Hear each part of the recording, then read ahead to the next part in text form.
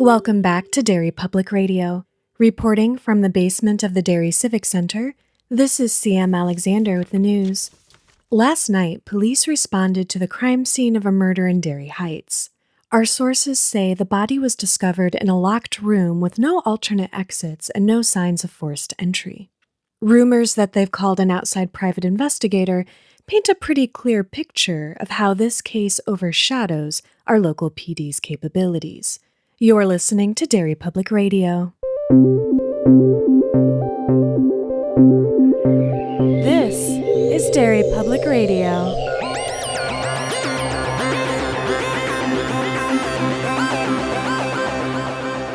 Welcome back to Derry Public Radio, a bi-weekly Stephen King book club podcast. I'm one of your hosts, Joshua Kahn, alongside CM Alexander. Hello, everyone. And joining us via Zoom, the team that when we met, we connected with immediately and became instant best friends. Please welcome filmmakers and movers and shakers from Barker Street Cinema. James Douglas and Norm Coyne are back. Guys, welcome. Yay. Thank you for having us back. This is great. Dude, absolutely. So much has happened since the last time we had you on the show. So it feels like it was the right time to have you guys back and talk about your Dollar Baby and just some of the other stuff that we've been through since back then.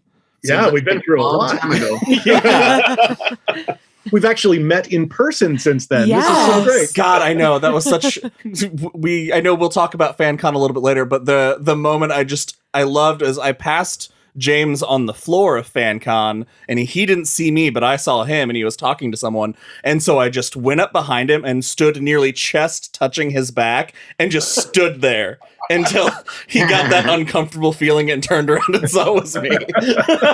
Like, that's how you know you get along with someone. You've only met in person one time, and that's the interaction you have. I just gave him a hug, like a normal person.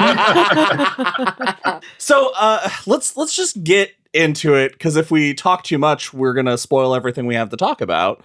So we last talked to you on the show back in April before the Stephen King Rules Dollar Baby Film Festival, which we forcibly inserted ourselves in and became heavily involved in.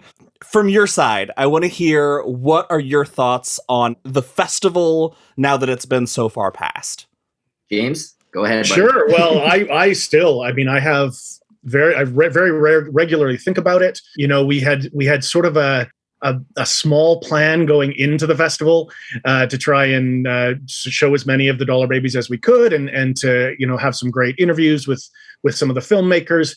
But I don't think either of us and our third, Leah Coughlin, who produced the festival with us, I don't think we were prepared really for quite how magnificent the whole thing was. You know, we got some nice early buzz, and you know, getting a chance to meet you guys was incredible and sort of spread the word about it. But when the portal opened and all of those people just started watching, and then, you know, the relationships that we developed over the course of those 3 days, just kind of making it up as we went along, it was really, really spectacular. And one of the things that will always stick with me is the amount of like the size of the community that we got a chance to see, but also be a part of developing, because there was a real love fest that was going on that weekend with all of the people who were watching the films, you know, talking to us through the YouTube chat and everything else. There was just this amazing sense of community, this amazing outpouring of love for our common, you know, we all commonly love Stephen King, but it even kind of surpassed that and just really became a love for each other as fans and as people. And it was really, it was an amazing experience. That's why I always let James answer those kinds of questions. See, now I really want to hear your version, Norm. You know what? It's funny because for a lot of the stuff that we do, we just decide we're going to do it. And then just like it sets in motion, and then inertia kind of just takes us so far, and momentum. And then for that in particular, it was pretty wild to like actually be getting responses from Stephen King. Right? Like, that's nuts, right? Like, here we are, we've always been kind of at arm's length. And then to have him kind of engaging with it and like actually throwing out a couple of tweets about like how cool the festival was, like, that's pretty remarkable. Right. And then every time something like this happens, like not just this, but I would say like Wicked Ways or The Doctor's Case or FanCon or whatever, it puts us on another radar. And that's what I always think about is I'm like, we're so lucky and blessed to actually have the opportunity to expand our network in like exciting and different ways. And I, like James hit it on the head. It was like a really beautiful love fest where like you have a sense of community. And so us being a part of that and hopefully like that carrying forward is really, really profound. So yeah, man, I don't know. I'm like, I love it. And I love it. Like every time something like that happens, it's like, this is another really fucking cool thing that's on my resume now. Yeah. What did you guys get any feedback that you still think about? Like any responses or anything from anybody after the festival? Well, to be perfectly honest, if I can be so bold as to say, there's been a lot of real personal connections and people really appreciating. I'm a huge James Cole fan. I talked about him when I was on the show the last time. Last Rung on the Ladder is one of my favorite Dollar Babies, just the way that he kind of put that together. So having an opportunity to kind of see him interacting with Tony Northrup and really talk about the process of that was so special to me. And James and I have continued to remain in contact afterwards. He's given me a script that I haven't read yet. If you're listening to this, James, I promise you I will read this script as quickly as I possibly can because I know it's going to be fantastic. So like those personal ones are really important to me. But to be perfectly honest, it's you guys that it gives the most lasting impression for me. Because we didn't know into day 2 that we were going to have you on as our interview guest. Anyway, and then the fact that we got a chance to do that and to find out just how much people have been discovering your podcast as a result of their exposure to it, thanks to the festival. Like that to me is so special because it just shows the spin-off benefits to everybody in this community, right? When we have an opportunity to come together like that en masse and just share the things that we love, and then be able to share the podcasts that we love with that audience, and then get them interested in what you're doing. Like there's something so magical about that. It's exactly what these sorts of things are for, right? Is that we're just connecting everybody, not just us, but you and other people. We're connecting them with a whole audience of people who love what it is that we do. And so just being able to follow your journey, as numbers spike and all sorts of things, and then have you come out to FanCon and meet some of our crew in the flesh, like that to me that's something that I'll take to the grave. Yeah, you know what I really love about you guys is you're just as adventurous as we are, right? Because I mean, like, if the shoe were on the other foot, and you're like, "Hey, man, we're doing this event out in where?" I always forget where you guys are. Where are you guys again? Iowa. They're in Iowa. Right, Yeah. right. That's funny because I mentioned that in the podcast. It's going to be dropping this week. The podcast with Mark Bernardin and Ming Chen. Oh, nice. But the fact that like if the shoe were on the other foot, we would have been the ones like traveling out to you guys because we're the same spirit, right? Yeah. Like we're cut from the same cloth. I feel like. So I agree with James. I think that the relationship that we've been able to forge with you guys too has been such a gift, right? So granted, I mean, I didn't get to spend as much time with you guys when you were here as I would have liked. You were a little busy. It's cry at least once. I think we cried with you a little bit though, so it was all. Leah told us that FanCon's not over until Norm cries, and then it happened, and I was like, "Oh, all right, that's it." Not. And you're like, wait a minute, is he crying again? This was a particularly emotional year though, because it was like the hardest year we've ever had to like pull it together. So, but alcohol doesn't help.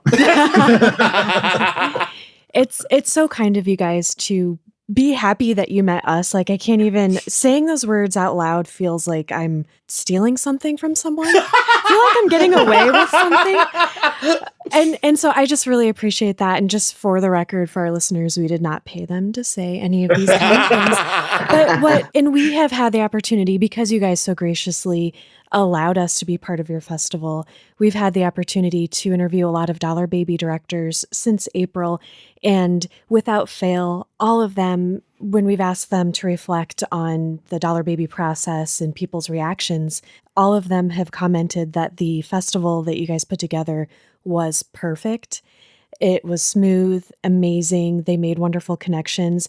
We've been to a lot of conventions, and I have never heard so many people so consistently talk about how amazing and perfect something was. Yeah, Oh. 100%.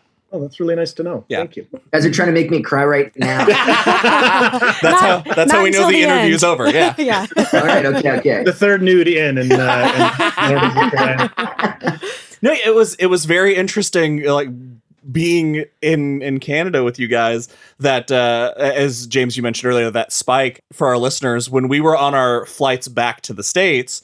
I checked our analytics, and we'd reached as high as 131st in podcasts in leisure and hobbies in Canada. And when we were boarding our flight, I looked and we'd shot up to 60th. And I was like, jeez. I like screenshot it and I sent it. And I was like, this is insane. But we met so many. It was so crazy to be that far away from home and to have people come up to us and be like, oh my God, we love you guys. We saw you guys on the stream. And it's like, it was nuts. It was such a crazy experience. Like how many people that festival connected to. We still have listeners that will send us an email and we're like, oh man, how'd you find us? And they'll be like, oh, I've been listening to you ever since the Stephen King Rules Film Festival. This is just the first time I've messaged you. It's so awesome. Yeah. Love it.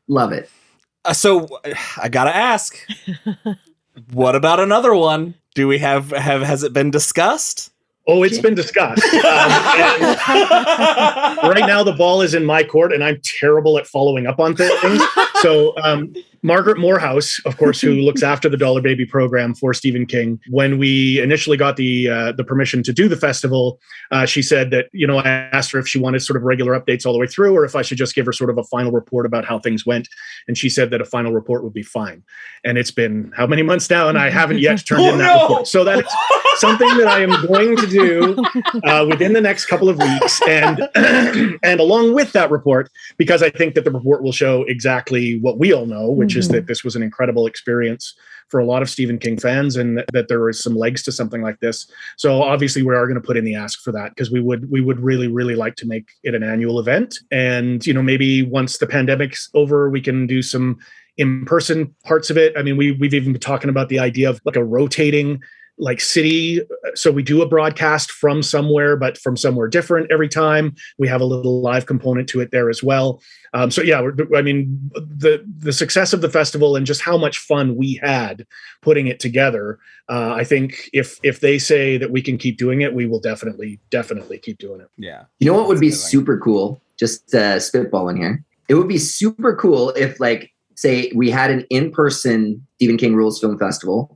We screened the Dollar Babies that are already made, right? So the alumni and all that kind of stuff. But then we have a contest where it's basically you have one day to make your Dollar Baby or something like that, right? Yes. So kind of like the Crazy Eights Festival that they have in Vancouver, where it's this is it. You've got 48 hours or 24 hours or whatever. And then you just have a speed round. And if you win, Stephen King lets you release that movie. No, just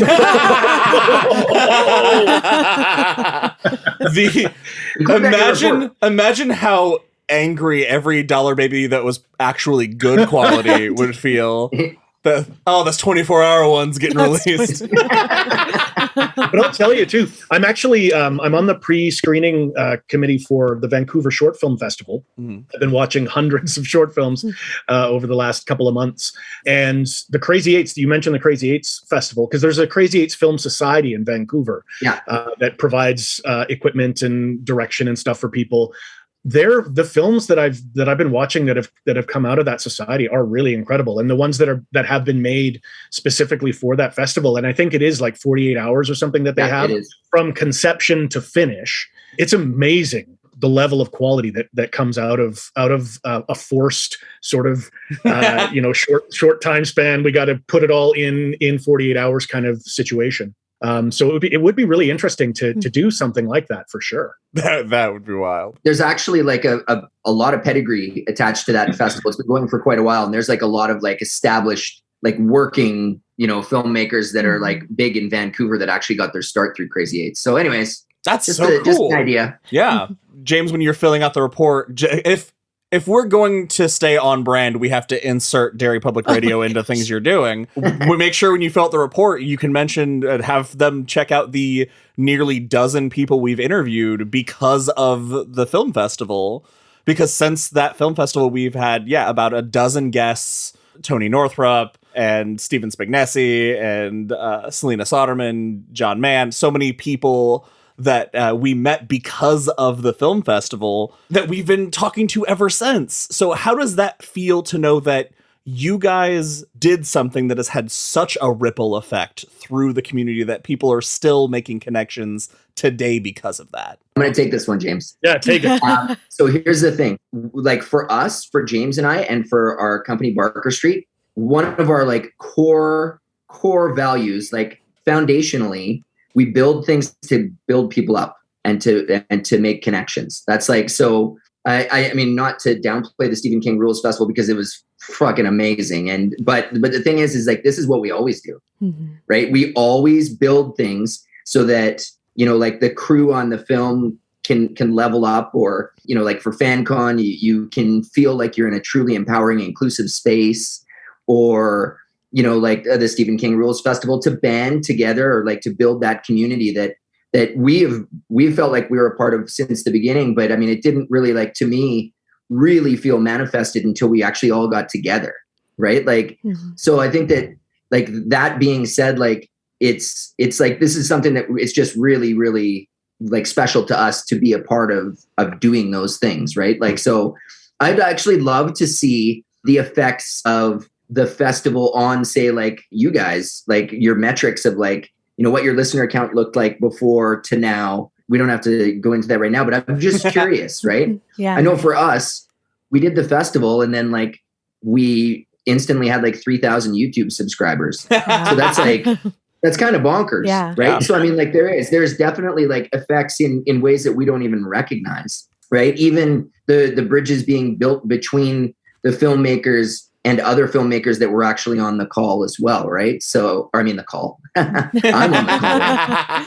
Right? Well, like hearing Tony talk about, he had interviewed several of these people for his Dollar Baby book, but the festival was the first time he'd spoken to them because everything had been over email before. That's such a cool connection that you get to build that relationship, that extra step.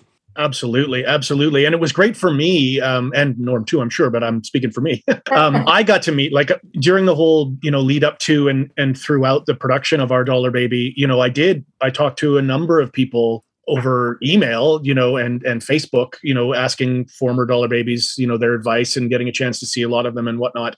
So to be able to actually look a lot of those people in the eye and talk to them and interview them about some of the stuff that I was curious about, it was amazing. It was amazing to finally, connect with these people that sort of have been there ephemerally, because we've had these conversations, and it's such a great thing because of the Dollar Baby program. Although there are a lot of Dollar Babies out there, it's still relatively small when you consider the community. There's only been a few hundred, a couple of hundred probably, of the films that have been made over the last 40 years. So it's a small community, and everybody is always really, at least in my experience, is really keen to help. You can just email somebody who's made a Dollar Baby and say, I'm making a Dollar Baby. Can I get some advice from you? I know this because I've had a dozen people do that for me since as well. And it's like, of course I'm going to, because I know exactly what you're going through and we have this connection. But then to be able to lift that from the screen onto a different screen and actually be talking to those people, it's an incredible experience. And it creates lifelong friendships that I know will always be there, because we've had that similar experience, and then we've had an opportunity to actually face-to-face talk about it. And I think it's, it was pretty awesome to see how there's a selection of filmmakers that were part of the festival that are already very established. Like they're working on big stuff right now. Yeah. It was awesome to see how excited they were to screen their projects that are from like years and years ago. Right? Yeah. And they're just so pumped and so excited. I can't remember what the fellow with the dog. Him and his wife were on, and what was his name? Oh yeah. And his dog was like running around and stuff like that. And they were so jacked. But that guy is like, he's full on like a working filmmaker in Los Angeles, like doing some big projects. So I hope he's not listening. I hope he is listening. Thank you. And if you're listening, tweet at me and be like, dude, Bonehead, you interviewed me. It's so cool to hear you guys talk about this, because I think that what you just said is a testament to, Norm, the comment you made earlier. You guys work very hard to establish a specific culture for everything you're doing. And you mentioned that before we even did the festival, we had interviewed you. So we didn't know anything, that was going to happen or necessarily very much about either of you. And I do remember you talking about that, how you want to lift people up and what that culture is like, and experiencing that. Like, yes, that you're nailing it. That going to Canada and meeting you guys in person and being part of the Northern Fancon was so amazing. Before Josh and I got to know your staff, we'd commented to each other, we're like, everybody feels like family. It's really cool. Well, we didn't realize that's also because it is a lot of family, like family in spirit, but also actual real families just connected to this and continuing to do it. Yeah, absolutely. You know what? So it's funny that you guys kind of like got roped into coming out to Northern Fancon, because that's kind of what I do, is like always like, there's somebody who interests me, or I'm like, oh man, I want to build those bridges. I'll invite them to come. Right. So it was like wicked to have you guys there. And here's the thing is like with me, I often don't know what the hell I'm doing, but I just move forward anyway. And it's true. I'm just like, oh, I'm going to do that and I'll figure it out. And the universe always provides for me. It's the weirdest thing. But then, so here's the thing is like, I mean, for the listeners out there, we had a little bit of a situation where, not a situation, but we lost our moderator because I didn't connect the dots. He's an amazing guy. His name's Kurt Flesher, and he's a local radio host. And Kurt is just the greatest guy ever. But his wife used to be a moderator for FanCon, and she always did this women in film panel. And basically, it was her birthday, I think. Mm-hmm. And he's like, I can't do it. Like on, especially today, but I couldn't do it anyways. And I totally got that. And that's actually, for the listeners out here, that was like the first time I cried, or maybe the third, I don't know. You should probably point out that she had passed away. Yeah, she passed away. Sorry. Yeah. Did I missed that part, but so she passed away. She was a legacy moderator for us. Mm-hmm. And here's the thing. If you guys hadn't have been there and like I came around, I was like, oh my God, I can't moderate this. Like, who is going to be someone who could actually moderate this panel for me? And then I saw you guys and I was like, oh, there is the universe providing for me again. It's amazing. But I can't remember what the question or statement was, but that's my story. Yeah. Oh. Anyways, no, but it was like, it's, like you build those bridges and then, you're going to have an opportunity to, like go somewhere. Is how it works for me. And I think if your focus is having a positive, inclusive, uplifting culture, you very intentionally, like you guys are doing, you draw people to you who, when a need presents itself, are totally game to do it too. So it all comes back around. Because I was super into being on the panel, but I was so nervous. I was digging my fingernails into my palm because I was shaking so hard that I had marks in my hand for hours after. And we had done our own panel the day before, and I was not as nervous. I didn't have time to be nervous. You got 5 minutes notice. You were on stage. Yeah. I was just like, give me people's names and I'll go from there. Yeah. Let's make it happen. I love it, man. See, very much the same spirit as us. Like James and I would be like, if somebody's like, you guys got to be on stage in 5 minutes. Like, okay, let's wing it. Yep. Let's make it happen. Yep. And it all worked out well. We really appreciate that. And okay, so that is our takeaways from the FanCon weekend. What were your guys' other takeaways, or was there anything else that happened that weekend that's different from other weekends? Because this was kind of a different year for you too, wasn't it? With COVID and everything. Yeah, this one was a hard one, right? So basically, it's not usually that chaotic.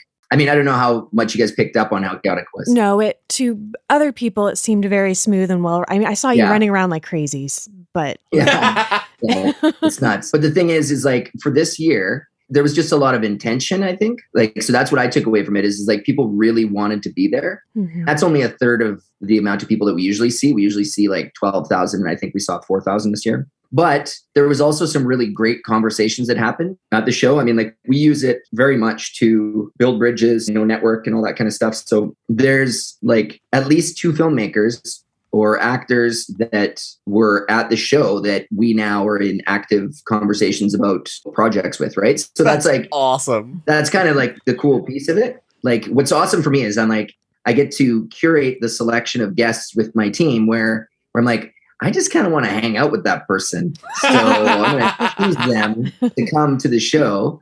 Right. Like, I mean, I don't know how much you guys got to talk to, say, like Mark Bernardin or Ming Chen or Diener from Fubar. Had you guys seen Fubar before you came? We did. No, we still have never seen Fubar.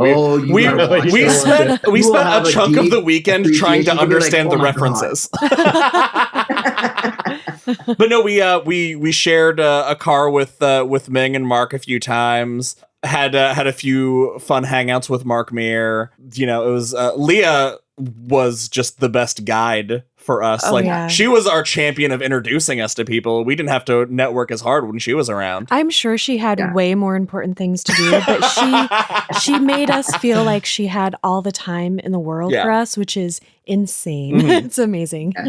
That's how she is. Leah's a gift. Mm-hmm. She's absolutely awesome. And I've claimed Diane as my Canadian wife.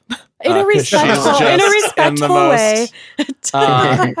I was just like, every interaction I had with Diane, I was like, I love you. She's so amazing. You know what?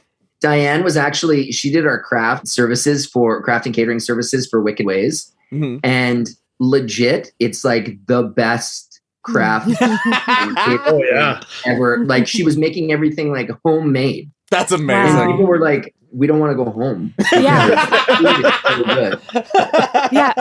didn't want to leave Canada. Yeah, no kidding. Well, that's lovely. Since you mentioned Wicked Ways, we got to hang out with your live stream. You guys did Wicked Ways with Leanna Vamp and Mark Meir, which we touched on last time. I'd watched the trailer, but we got to watch the full premiere, which was amazing. Mm-hmm. Have you guys had the chance to talk about what's in store for the future of Wicked Ways? Well, it's tough because nobody's greenlighting travel series right now. Yeah, that makes sense. But the response was really great. And, we've had a couple of people reach out. I mean, that's one of those ones where until we get kind of back to some semblance of normal, it's more difficult to make it work. Mm-hmm. But it's very much something that we want to pursue. James, I don't know if you picked it up, but James is like as much a history nerd as like a Stephen King nerd. Yeah. And so I mean, he's got like a bunch of like really, really cool ideas of like what we would actually be, filming next. Mm-hmm. And the two of those guys, like that was their first foray, right? Like, and again, thrust into it together. But I think that they've got a really good chemistry. Yeah. So I mean, like there's something there. It's funny because we also have another project in development that we released information on called Festies. Festies is Ming Chen and Ivy Doom Kitty. And the premise of it is it's also a travel series because like we never do anything easily.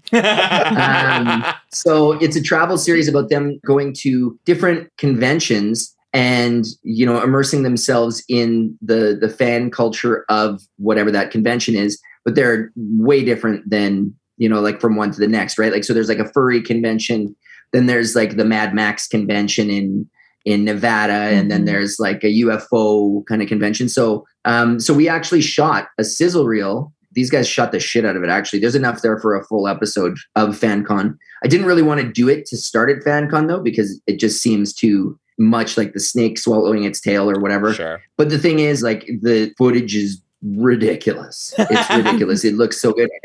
And it was actually like, it was directed by Bob Loomer, who's like a Food Network celebrity, who's a friend of ours. So he knows that space very, very well. It's pretty awesome. I can't remember why I started talking about that either. But it's a good example of what Norm was saying earlier about connecting with people through events like FanCon and then spinning that new relationship into a more complex working relationship, right? Like Wicked Ways is a perfect example of that. We knew we wanted to shoot the pilot in Barkerville because it's an amazing restored wooden gold rush town with some amazing history.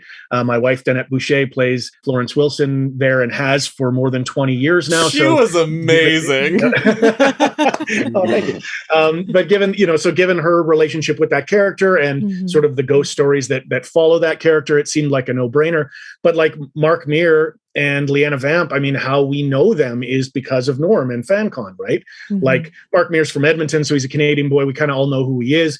Vamp is an amazing cosplayer, and we met with them through FanCon and then ultimately got them hooked on this idea of doing this show with us. And it's the same with festies, right? Like Ming Chen and Ivy Doom Kitty, it's the same sort of thing. Ming Chen is a staple at conventions all over North America and through Comic Book Man and his relationship with Kevin Smith and everything else. But Ivy Doom Kitty is like, again, one of the more popular cosplayers out there.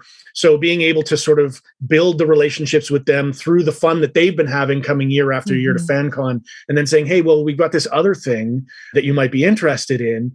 It's a great way to sort of show that in everything that you do, there is an opportunity to do more as long as you have that thought in mind. Like, we can develop, we can have these great relationships with people that we meet at cons and that could be it. There's lots of people whom we get to know them for 3 days and then we don't ever talk to them again.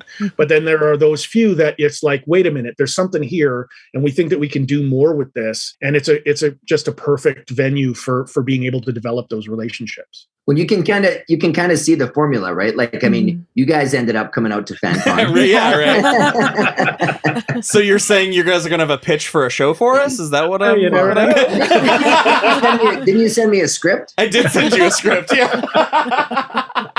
I don't know if you guys realize this, but you also make the individuals who aren't necessarily involved, either intentionally or unintentionally, feel like they are part of it too. And I think that also makes all of the things you're doing really special, because we were watching along with the Wicked Ways pilot, and obviously that we weren't involved in that in any way, but you guys do such a good job paying attention to what your fans are saying and doing along with you and including them in that process, that I've been to a bunch of live streams and shows and where they have the actors on a panel and you can see them talk, and it is not inclusive. It does not include the audience the way you guys do that. And so I think no matter your level of involvement, your role in the projects that you guys are putting out, it really feels connected and special for everyone. Well, I'm glad that you feel that way. And I think part of the reason for that, and I think Norm has said this before, and maybe even on the last time we were on your show, is because we are those people, right? Like we are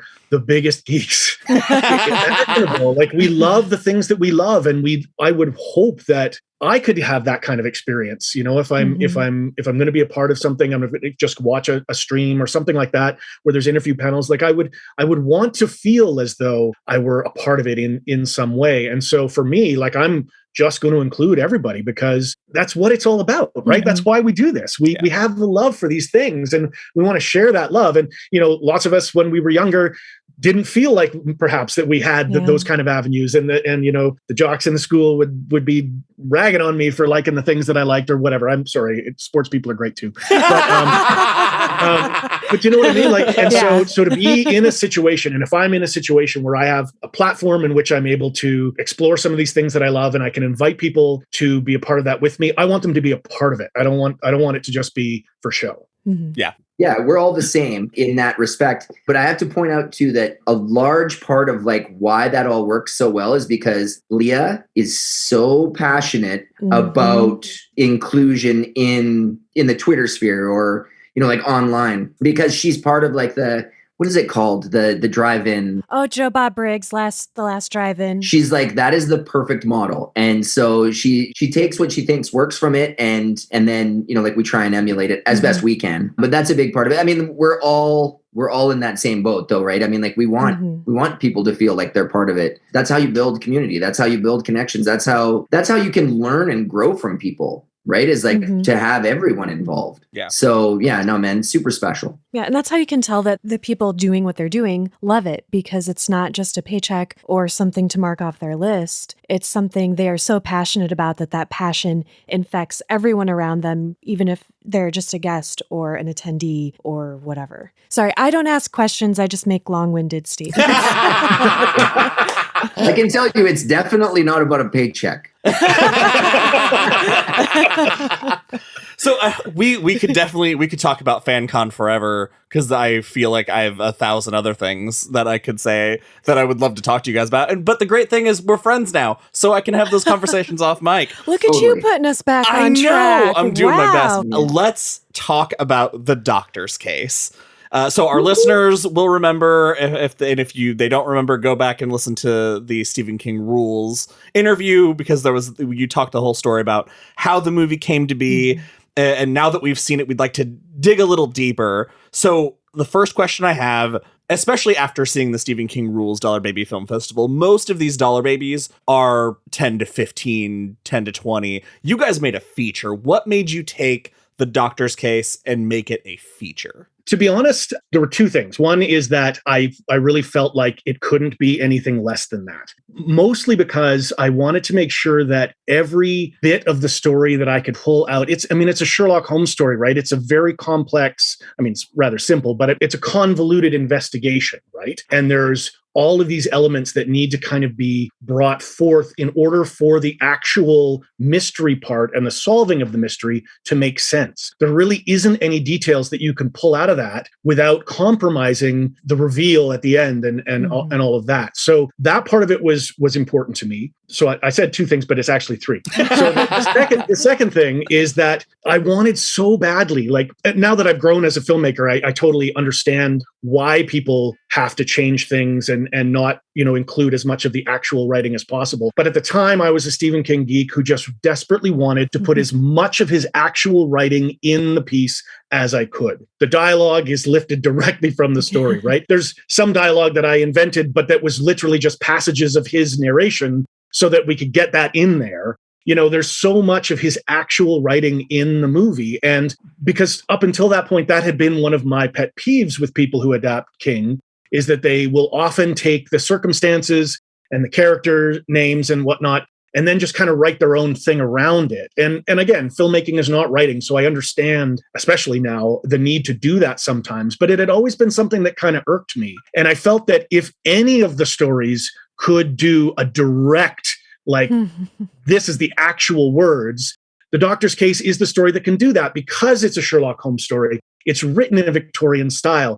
Therefore, there are long passages where people are just standing somewhere talking, right? Like, that's what those kind of things are all about. So it just felt like we could actually do that in this case. But once you start doing that, you can't really cut corners. You have to kind of lay it out. And then the other one was J.P. Scott was an inspiration to me. And he's the fellow who did Everything's Eventual, which is the other feature-length Dollar Baby. And he had already done it. And so the precedent was already kind of set. Yes, it said directly in the contract that it shouldn't really be more than 45 minutes. But I was like, what the hell? This guy did it. I'm going to do it. So it was a combination of those three things that were like, you know what? We're not going to make 20 minutes out of this. We got to give it everything that it's got. To be perfectly honest, in retrospect, I wish it had been 10 minutes longer. Because if it had been 10 minutes longer, we would have had people wanting to program that on their streaming services, right? But because it's 65 minutes, so it's not 60, so there's that hour-long time slot, and it's not 75, which is, gives you an opportunity to put commercial breaks in or whatever. It's a very awkward length to do anything with commercially. Not that we would necessarily get the permission to put it out commercially anyway. But so, the experiences that I've had since making that film as a filmmaker have really made me realize there is that sort of weird little gray area between a short film and a short feature. So I do kind of wish that I'd been able to spend a little bit more time and put a little bit of extra bits in it. But that's just neither here nor there. Really, I'm really, really happy with everything the way that it turned out, for sure. Just edit back in 10 minutes of Michael Coleman when he solves it and he just sits down in the chair and looks like he's going to throw up because it's somehow so adorable. and sickening. Like and Michael's portrayal of Watson is so great. Yeah. Did you guys get a chance to talk to him? Yeah. We got to hang out with him for a while. He was so kind to us. It was great. He's a really good dude. Yeah, he really is. Yeah. He really is. And I wish that actually what I've been able to put back in, but we just couldn't quite make it work. Because one of the things that people often ask when they see the doctor's case is there is this scene where Watson is getting ready to do the solving of the case. And we had him, in sort of a very military fashion, take off his jacket, fold it up crisply, put it, fold up some stuff, put it away. And then he takes his shoes off and his socks off, and he rolls up his pant legs before going through the little montage where he gets the cat and everything else. And that doesn't make any sense. Like when you're watching it now and you look at it, it's like, why did he do that? Like there was this whole scene, like it was like 3 a.m. when we were filming that. And Michael had this great idea that he wanted to kind of really get really down and in like getting Watson sort of feeling the textures of the rug and everything else. So there was actually this whole thing that we shot where it really showed why he was doing what he was doing. He was feeling the ground with his bare feet, which is ultimately why he then steps, well, I don't want to give away too much, but stepped on something that sort of twigged something for him. So there was actual rhyme and reason for that whole scene. But when we were cutting it together in post, it just kind of slowed everything down in a way that we just didn't feel like we could really get away with it. So we just kind of cut it as best as we could and hope that nobody would either notice, or at least they would just think, oh, well, that's just Watson being kind of kooky or whatever. And then actually, ultimately, our official story is that because it made him look rather Hobbit-like for a couple of moments, right? Because he's got a little feet up there in his pants. And so because Martin Freeman played Bilbo Baggins in The Hobbit and then also played Watson in Sherlock, we decided that was an homage to Martin Freeman. So that's the official story. That's why he takes his shoes off. That is perfect. So I have to tell you guys, my parent-in-laws were really interested when they looked at the schedule of the festival. They're like, oh, the doctor's case. So they came over to our house specifically to watch it with us when your guys' Dollar Baby came up. And my husband's dad asked, was that guy in The Hobbit? During that scene, I think that moment triggered something. So yeah, it works. It works. Now, you said you filmed that scene at like 3 a.m. You said in the previous podcast that you were filming all through the night in this mansion. What was the behind the scenes like on those all night shoots? Norm left. It was pretty crazy. It was pretty crazy. If people weren't, behind the scenes or in front of the camera in a particular scene, they were sleeping on the floor somewhere. So like, if you could just take like 3 steps back from the frame that you see in the film, you would see like people lying on the ground trying to get a little bit of sleep, or trying to eat their food really madly, because it literally was like it was an insane. I mean, obviously now too we have more experience as professional filmmakers, and we put people through stuff that you would never want to put people through. we were very fortunate that so many of those people were there because they loved the idea of what we were doing, and they're friends of ours, so they were willing to just put their all into it. But yeah, no, we put people through the paces for sure. Like I'm not joking when I say that we were getting 2 hours of sleep a day for 2 weeks. Filming during the day, and then like out exterior scenes or the Baker Street apartment scenes in the daytime, and then heading to the castle for 5:30 at night, and then shooting until 5 a.m. Like it was an insane schedule. It's funny because there was like this weird droning at one point. We're like, what the hell is that noise? And it's like like a weird droning, right? And this is like in the wee hours of the morning, and I'm like, what is that? And it's coming from upstairs. And it was someone who had fallen asleep and they were snoring. And that's what it was. That's amazing. And then you've got things like J.P. Winslow, who played Sherlock Holmes, who is not allergic to cats. So he's in the back. He's in the hall huffing like cayenne pepper Oh, so that man. he can get on screen with this snot running down his face and his eye. That was not makeup effects at all. That was him torturing himself Wow. to get into that space where he would have. So we had that going on, and at the same time, the only people who were allergic to cats, and there's 10 cats in the story. We had 5 of them at any given time, in the castle with us. I'm really allergic to cats, and so is Michael Coleman. So a lot of when you see those, you mentioned him sort of wearily sitting down in his chair, sort of contemplating what's going on. He's having a massive allergy attack at that very moment. And he's also dead tired because he's been up, for 12 hours or whatever. So we did get a little bit of method acting into everybody's performances, but just in different ways, ways that you wouldn't have necessarily expected. He really put his face in that cat in that one scene, too. Yeah. He had it right up there. Yeah. Wow, brave man. So you mentioned that it was really important to you to be as faithful as you could to the source material, but there are some changes that you did make. Amazing, beautiful, perfect, because if you can see my Star Trek The Next Generation toys lining the wall behind me, big fan of Denise Crosby. Yes, me too. And again, that's thanks to Norm, because the year before FanCon officially launched, we had been doing a regular sort of geek weekend in Barkerville on the sort of the last weekend of our season, and it had been going pretty well. And Norm had said, "Hey, well, why don't we see if we can get some celebrities to come up and do some stuff at this weekend?" Sort of play testing, I think he was this idea for FanCon, and so we did. The weekend that we had, I think it was like 2013.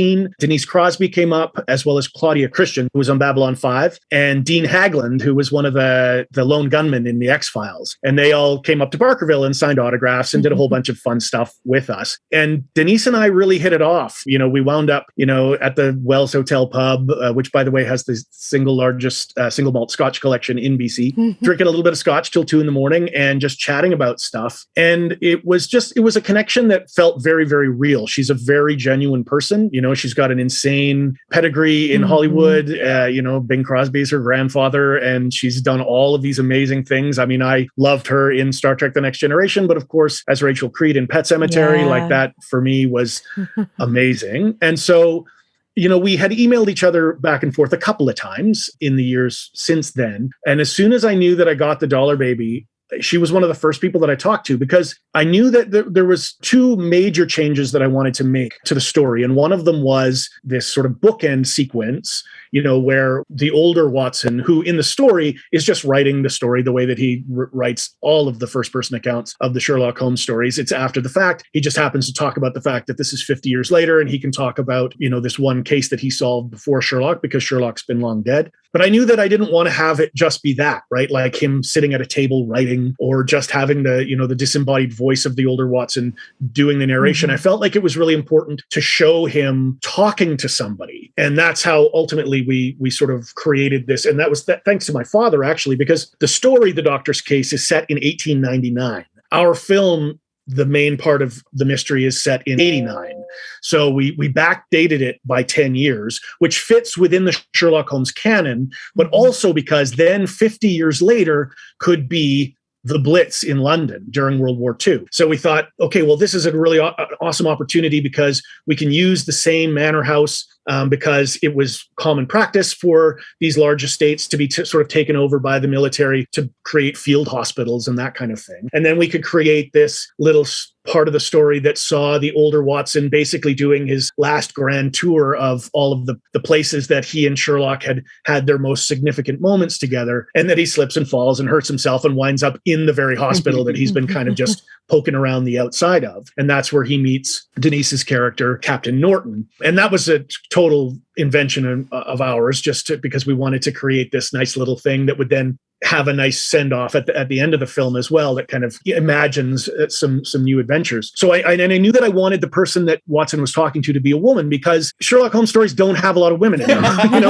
There are a few, but they were written in the 19th century, and it was mostly men talking to each other. And the Doctor's Case is exactly like that. There are a couple of female characters in the story, but they don't really say anything. And that's not King's fault. That's just the way that he was writing. But I knew that I wanted to have there to be a more, a female voice in the show as well. So that was the perfect sort of gathering storm for me to sort of strew my courage to the sticking place and email Denise, who happens to share the same birthday as my mother.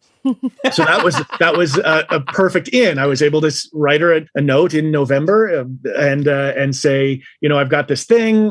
It's a Stephen King project. I would really love to chat with you about it. And to my absolute delight, she wrote back and said, yeah, why don't you and Norm come down to LA and we'll have lunch and we can talk about it. And that is how we landed her. I mean, she said yes without even seeing a script, just based on having a lunch conversation with us about what we wanted to do. She was extraordinarily generous with her time and her patience as we figured out how to make a movie. Very forgiving.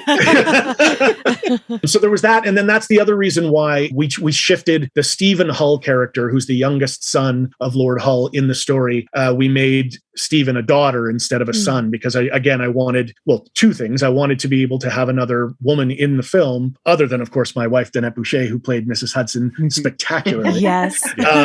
But also because I wanted to be able to work with my cousin Joanna, who also has a Stephen King pedigree, because she played Doris in 11/22/63, the Hulu miniseries Nice. that James Franco was in. So it was like, we're going to collect all these Stephen King people and put them in the movie. But also it was just an opportunity to work with them and to broaden the cast a little bit and let there be some more female performers in the show. Yeah, I appreciate that. It's nice to see more ladies, and they all did such an amazing job. Oh, thank you. So what has the response been from the people who have seen it? Whether it be audience members or once like the people who worked on it were able to see it? It's been uniformly amazing, right? I mean, you hope that people are gonna respond the way that they did wind up responding to the Doctor's Case. I mean, I'm sure we did get one bad review, I think, for a festival that we didn't attend in the States. I'm sorry. But other than that, the response has been fantastic. The audiences who've come to see it have uniformly loved it, or at least that's what they tell me. The people who've been involved in it, including Denise, like that was one of the great things for me, both Denise and William B. Davis, right? Who played our older Watson. These people have been doing this their whole lives, and they've had a chance to work with some really amazing filmmakers, and they knew that this was the first movie that we were ever making, and they could have just watched it and very politely said, thanks, that's all great, but they had some really lovely things to say about it. So that was, for me, especially as a first-time director, that was everything that I could have hoped for it to be. Absolutely. And I mean, it was reported on Screen Rant, toot toot, as the 5th best adaptation of Stephen King ever. Damn. According to IMDb. According to our IMDb scores, which, a lot fewer people have reviewed our movie, so the percentage was really high. But We'll forget. But we'll definitely take it. That was a real highlight for me to be on a list with The Shining and The Green Mile. And you guys deserve, you deserve to take it, because it's perfect. It is a perfect dollar baby. And even just taking the dollar baby aspect out of that, it is a perfect movie. Watching it, I watched it twice now. There isn't any moment that I'm like, oh, that kind of drags, or I was confused, or anything like that. It just, the pace was great and the acting was phenomenal, and it was beautifully shot. No, it was awesome. You guys have said so many interesting, cool things throughout our interview. You do a lot of awesome other stuff, and you have all this wonderful experience. What advice would you give to other people who are having their first dollar baby opportunity? James, that's for you for sure. Well, it's funny because I have actually given this advice to a couple of people who have emailed me asking if they should go ahead and do this, because they had an idea and they wanted to do it. They were a little bit concerned about, the fact that it's a non-commercial thing. So are you ever really going to recoup, what you put into it? And my response has always been, do it. Absolutely do it. Yes, of course, you're never going to make your money back on a dollar baby. Frank Darabont made his money back, I'm sure. But, that's about it. You're not going to do that. But what you are going to gain as a result of it, you couldn't pay for this kind of experience, right? Like, and I mean, I didn't go to film school. The Doctor's Case was my film school. So, I put all of the blood, sweat, and tears, and unfortunately money into it that I wouldn't necessarily recoup, except for when you put your name to a Stephen King project, even a dollar baby, and I shouldn't say even a dollar baby, but like people pay attention to it, right? Like we got people who came and worked on that film who are career professionals because it was an interesting opportunity for them to work on a Stephen King project. And it's a Stephen King project that may not be a commercial project, but it is a project that he has given his permission to, right? And that's a really big deal for people. And so when you're able to open conversations with, I made this Stephen King film, people immediately start taking you more seriously than if it was like, hey, I just made this, horror movie in my backyard or whatever. So think about it that way. Like, think about the spin-off benefits to your career if what you want to do is become a filmmaker. Some people make dollar babies just simply because they love Stephen King and they want to work on that, and they're not looking at it as a stepping stone to something else. But if you are, it's totally worth it. It's completely, the value there is worth it. But then beyond that, and it's again the love fest that we've been creating here for the last hour and a bit, it's the people you get to meet, like, as a result of that, right? Like, if I hadn't made that film, or if we hadn't made that film, we would never have met you guys. And meeting you and knowing you is an incredible thing. Like, I'm so happy that we have a relationship now. And you never know when those sorts of things are going to happen, right? So just do it. Like, just make the movie. Make it. It'll be fun. You'll have so much fun, and you know that the source material is fantastic. So you basically have a leg up over 50% of the other filmmakers that are out there, because they're starting with ideas that are crap. and they're still probably making good movies, right? They're doing something out of it. But at least in this case, that the building blocks of your film are fantastic. It's up to you to screw it up, and sure, we can certainly do that. But yeah, no, I 1000% would say, if you're thinking about doing a dollar baby, do it. That's awesome. We're going to wrap things up here. Tell us what interests you right now. What's next on your guys' plates? There's a whole bunch of stuff we can't talk about. So we currently have 2 feature films scheduled for next year, right? So that is something that we'll be working on, and when we are able to release details on those, then we absolutely will. We have a web series that we've shot. We started shooting it in 2019, and then it kind of, the brakes were put on by the pandemic, but it's called Small Town Long Shots. And it's funny, because when you were asking that question of James, your last question, I was like, in that series, basically we're asking established filmmakers and actors 2 questions. One being, what advice would you have for emerging filmmakers and actors in a distance location like Prince George trying to break into the industry? And then the second question is, what advice would you have for a distance location like Prince George trying to attract productions to the city? And what we've done is we've actually themed these episodes with a bunch of some of our favorites, right? Like, so Edward James Olmos is one of the interview subjects. Rachel Talalay, who is one of my very favorites, one of our favorites, I think. And she directed Tank Girl back in the day. She did Freddy's Dead, The Final Nightmare. She has worked on episodics, like any major episodic that you've seen. Doctor Who! Yes. Yeah, right? Doctor Who, Supernatural, Flash, Supergirl. She puts her 2 cents in. Michael Uslin, who owns the film and TV rights to Batman, he actually weighs in, right? So these are the episodes that we'll be releasing, but actually a trailer will be dropping tomorrow for that, which will kind of just outline what it is that we're doing. And so James and I both are we constantly are putting lines in the water, right? So that's there's no way you can't,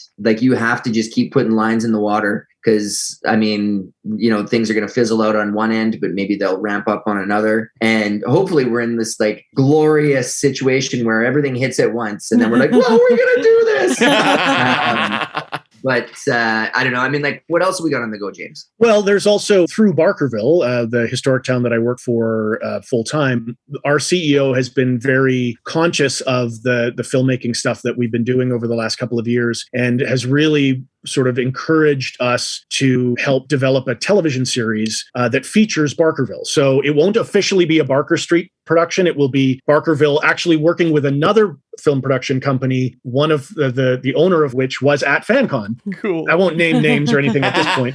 And we're still just putting all the agreements together. But the idea is, and Danette, my wife, is the head writer on it. And we're going to start out with a web series that will also act as sort of a cut down pilot to pitch to networks. But it's sort of I don't know. Have you ever watched Schitt's Creek? Have you ever seen that show? was a big Canadian show there for a little while. It's that kind of idea. It's a half-hour single camera sitcom. No laugh track or anything like that, but about the running of Barkerville. So Barkerville is this massive National Historic Site. It's got 140 restored wooden buildings, and it employs dozens of actors to do lots of educational programs and things. And then, of course, there's the whole administrative wing and the kind of the foibles and things that those people go through on a daily basis. The stories that we're able to cull from our living and working environment are pretty insane. So what we're doing is putting together this comedy show that will also tell some very real and very dramatic things, both historical and things that are going on right now. And we did manage to get some grant money to develop the idea over the next 6 months. And then one of our local big businesses here in the area is putting some money toward the filming of the actual web series. So we're hoping to shoot that in May and June. And hopefully I'll have more information that I can sort of in real time talk about in the lead up to that. Perhaps we can chat about that again. Yeah. Who knows? Maybe when you guys come out to FanCon the next time, you'll actually be able to stay a little bit longer, go see Barkerville. Yes. It's a showstopper, dude. And I mean, like that idea, like James's vision for this, like people are so colorful out there. There's a gorgeous palette, but then like all these different brushes of the folks that are out there are like, there's really, really interesting, compelling people that actually just live and work in Barkerville, right? Amazing. Like look at James. Yes, we said next time we come out, we want to tack on like a day or two so that we can make that trip and check it out. Oh yeah. Remind all of our listeners, remind us where they can follow you guys on your socials and your projects. All right. So all of our socials are Barker Street Cinema. So we have a Twitter feed, we have Instagram, we have Facebook, also www.barkerstreetcinema.com or barkerstreetcinema.ca, whichever you like, will take you to our website, which is badly in need of a bit of an upgrade just because we've done so much in the last little while. By the time this airs, we'll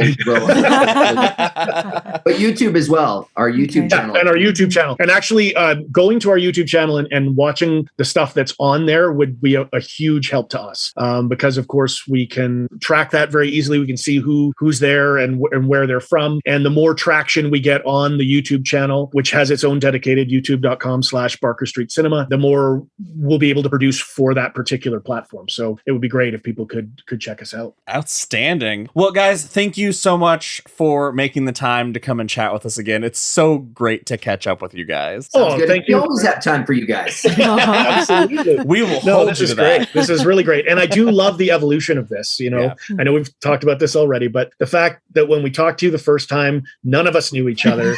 There was an instant spark. And now we're back again, having met you, hung out with you, like we've done some fun stuff in Prince George, and now this whole feeling it is just so much. It's such a rich experience, and I look forward to continuing to do this as the years fly by. Us too. That's it for this episode of Derry Public Radio. As always, thank you for listening. Join us for our next episode. For CM Alexander, James Douglas, and Norm Coyne, I'm Joshua Kahn reminding you: create a community of lifting each other up.